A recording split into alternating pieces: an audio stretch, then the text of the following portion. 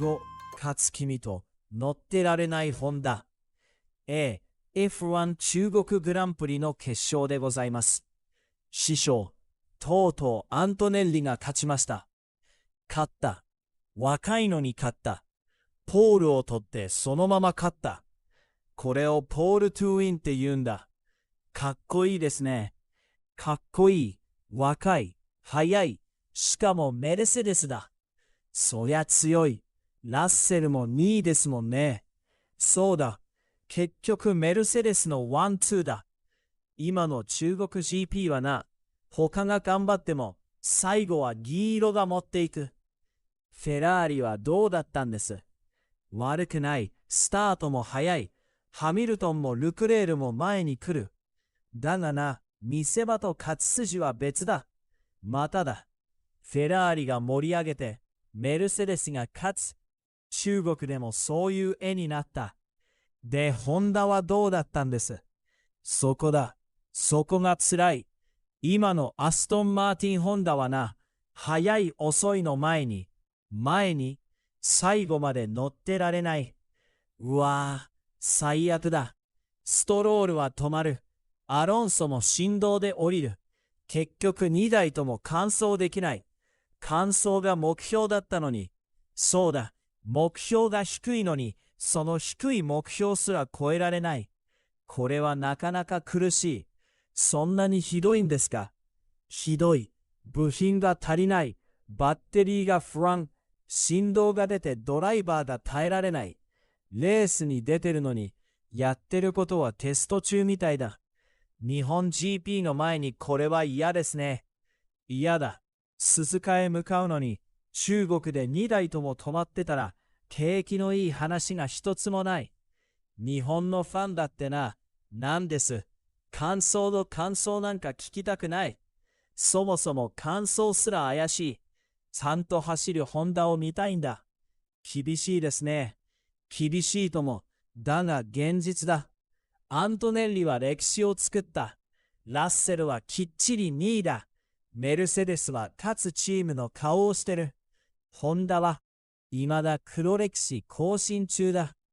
お後がよろしいようで。チャンネル登録よろしくお願いします。ここからは師匠のニュース解説です。アントネッリがポールトゥウィン、ラッセル2位、アストンマーティホンダは中国 GP で完走できず、F1 中国グランプリ決勝はメルセデスのアンドレア・キミ・アントネッリが制しました。前日の予選で史上最年少ポールを獲得した19歳がそのまま初優勝まで持っていった形です。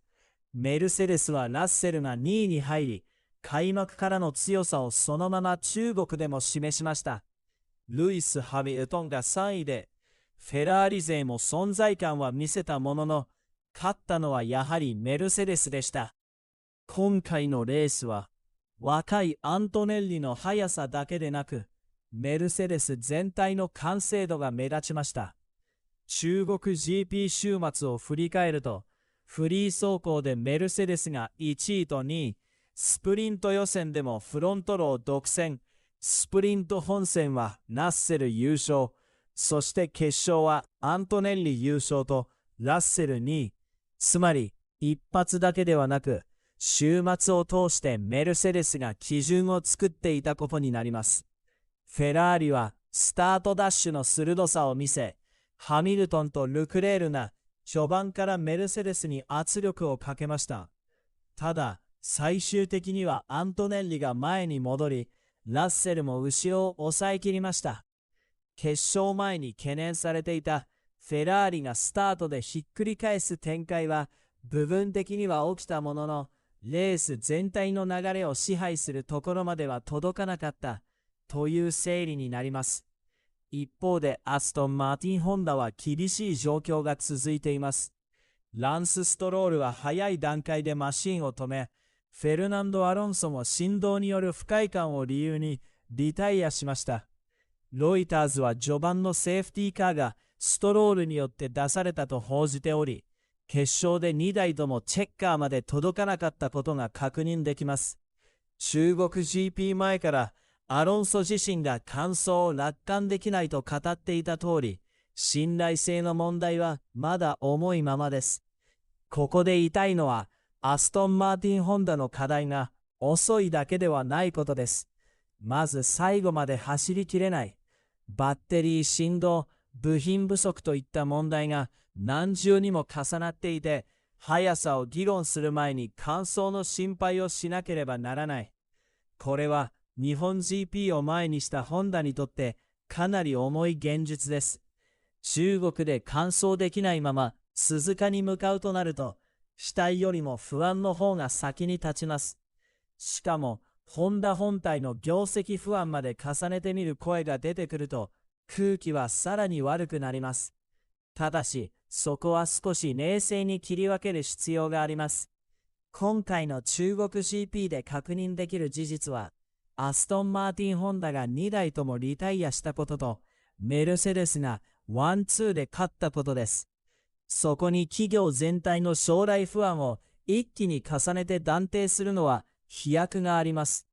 とはいえ、現場の PU 供給体制や信頼性に不満が集まるのは当然で、少なくとも順調とはとても言えない状況です。結局、中国 GP 決勝で見えた構図はかなり明快です。メルセデスは勝つチーム、フェラーリは追うチーム、アストン・マーティン・ホンダは、まず最後まで走れるかを心配されるチーム。アントネッリのポール・トゥーインは華やかですが、その裏でホンダはまず完走を達成できなかった。日本 GP を前にしてかなり厳しい流れです。チャンネル登録よろしくお願いします。